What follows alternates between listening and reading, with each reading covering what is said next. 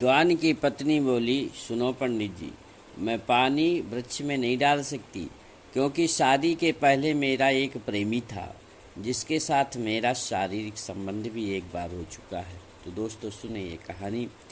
मगध में एक राजा था। एक बार वो शिकार खेलने गया तो नगर के बाहर एक सूखा पेड़ खड़ा था। बाकी सभी पेड़ हरे भरे थे। तो राजा वहीं पर रुक गया और एक सैनिक से कहा कि तुम किसी विद्वान को बुला कर लाओ, देखें ये पेड़ क्यों सूख गया है। एक पंडित जी आए जो भविष्य की बात जानने में महारत हासिल की थी। उन्होंने कहा, राजन, पेड़ क्यों सूख गया ये माने नहीं रखता है। माने ये रखता है कि ये क्या पेड़ हरा भरा हो सकता है। राजा ने कहा, तो बताइए क्या हरा हो सकता है। पंडित जी बोले, हाँ, यदि कोई पतिव्रता स्त्री जिसने किसी दूसरे अपने पति के अतिरिक्त किसी दूसरे के साथ प्रेम न किया हो, वह यदि इसमें एक घड़ा पानी डालेगी तो यह पेड़ पुनः हरा भरा हो जाएगा। तब राजा मन में विचार किया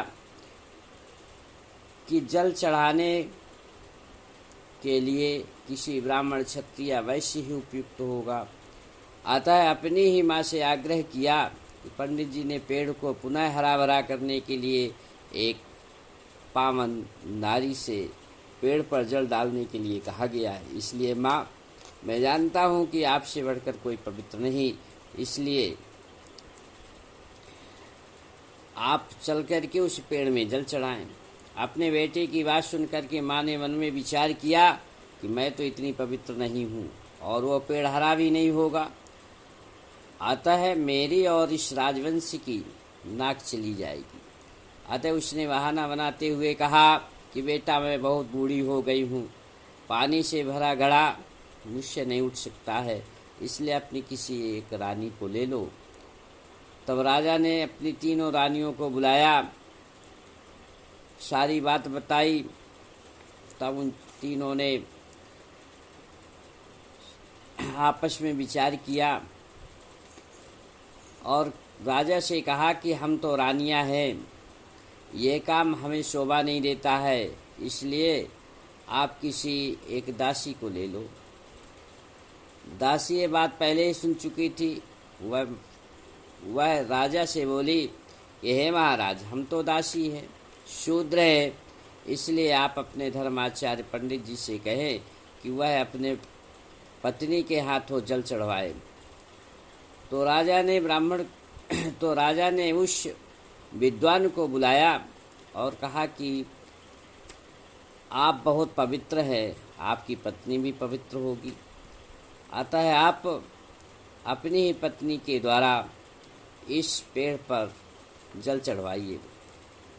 पंडित जी बोले, ठीक है राजन। और पंडित जी अपने घर आकर के सारी बात अपनी पत्नी को बताया। तो उसकी पत्नी बोली कि सुनो पंडित जी, शादी से पहले मैं अपने ही गांव में एक लड़के से प्रेम करती थी और एक बार तो मैंने उसके साथ शारीरिक संबंध भी बनाया था। अतः आप किसी दूसरी नारी को बुला लीजिए, उसी से यह कार्य संपन्न कराइए। भविष्यवक्ता विद्वान अपना माथा पकड़कर कुछ देर बैठे रहे और फिर मन में अत्यधिक चिंताग्रसित होकर के नगर की बाहर चल पड़े। रास्ते में एक उसे शूद्र वर्ण वाली स्त्री जो बकरियां चरा रही थी वो मिली। प्रायः वो पंडित जी को देख करके कुछ ना कुछ मजाक करके हंसी उड़ाया करती थी। वह औरत आज भी मिली जिसकी उम्र 70-75 वर्ष की थी, बकरी चरा रही थी। पंडित जी को देखकर बोली, अरे पंडित पोंगा, इतना अधिक परेशान क्यों दिख रहे हो? क्या तुम्हारी औरत ने तुम्हारे ऊपर बेलन चलाया है? क्या तुझे घर से बाहर निकाल दिया है? पंडित बोला कि भौजाई, ऐसी कोई बात नहीं है, परंतु वास्तव में बहुत दुखी हूँ, बेचैन हूँ। तो उसने कहा कि मुझे सारी बात बताओ। तब उस विद्वान ने सारी बातें बता दी और कहा कि मैं राजा से इनाम भी दिलवा दूंगा। तो वह शूद्रा बोली कि चलो मेरे साथ पंडित जी, कहाँ पर पेड़ है और कहाँ पर पानी डालना है मैं चढ़ा देती हूँ। तो पंडित जी उस शूद्रा को लेकर के गए। उसने एक घड़ा पानी लेकर के उस पेड़ पर डाला और वह हरा भरा हो गया।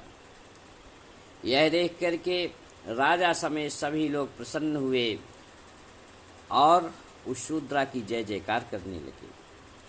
तब राजा अति प्रसन्न होकर के नगरवासियों से कहा कि सब लोग कर मेरे दरबार के सामने उपस्थित होंगे। मैं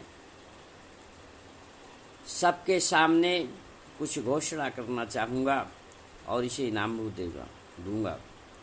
यह सुनकर के समस्त नगरवासी राजा के महल के सामने मैदान पर इकट्ठा हुए।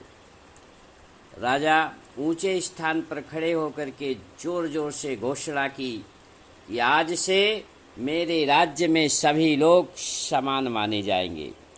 आज से कोई वर्ण या जाति नहीं रहेगी। केवल हम मानव हैं, सभी लोग बराबर हैं। हम में से कोई किसी से ना ऊंच है और ना नीच है। हम सभी देश के हित में कार्य करेंगे।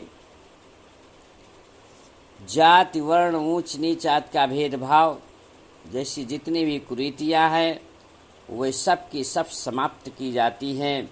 समता का राज्य चलेगा। सबके साथ समान व्यवहार करिए।